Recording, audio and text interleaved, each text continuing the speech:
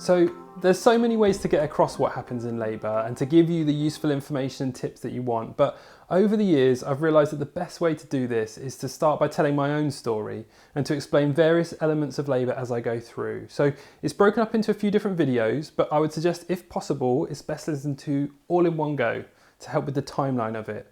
So here's my experience. So while it's really normal for most women to go overdue with their first baby, for my partner and I, we got the first sign that baby might be coming on our due date. So early in the day, my partner started having what she described as like very light period pains coming and going.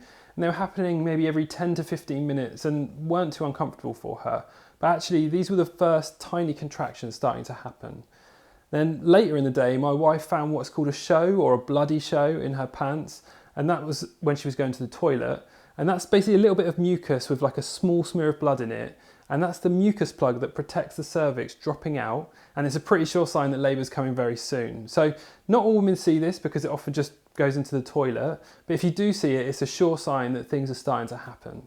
There can be other signs labour is kicking off too, like a classic one is the waters breaking, but usually that happens much later in the labour, and for us that didn't happen until the established labour phase. But if your partner's waters do break, give the midwives or hospital triage line a quick ring, let them know, check in, as that basically officially sets the clock started on labour.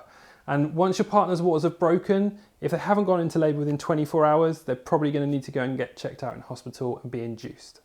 Another couple of early signs to flag, it could be lower backache for your partner, she might have looser poos like diarrhea, or maybe even need to go to the toilet more often.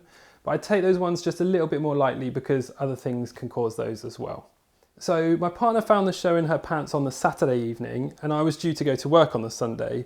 And I wasn't working too far from home, only maybe 15 minutes away or something. But after talking to some friends who'd been there, done it, they suggested that actually this is a really early sign. We shouldn't worry too much, like go to work and it'll be all good. So that's what I did. Spoke to my wife, went to work the next day because I wanted to make the most of the 2 weeks of paternity leave that I had.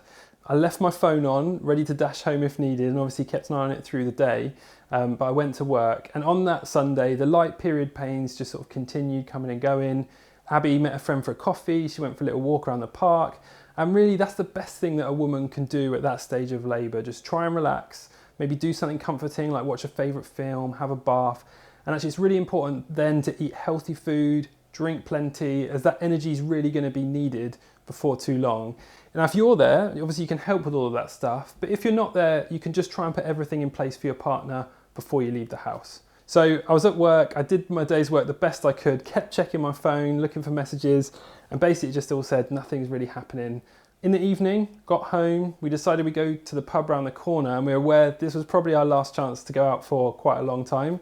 We had a meal and a drink, and when the waitress came over, she asked my partner, she's like, "Oh, you're so pregnant, when are you due?" And my partner said, "Well, actually, I think I'm actually in labour right now." And the waitress's face was a pretty amazing look, so do give that a go if you get the chance. But it's a helpful reminder that actually, we could do that because labour's highly unlikely to come on very suddenly or traumatically. It's not like 0 to 100 very quickly. It's more like a slow warming up over a number of days.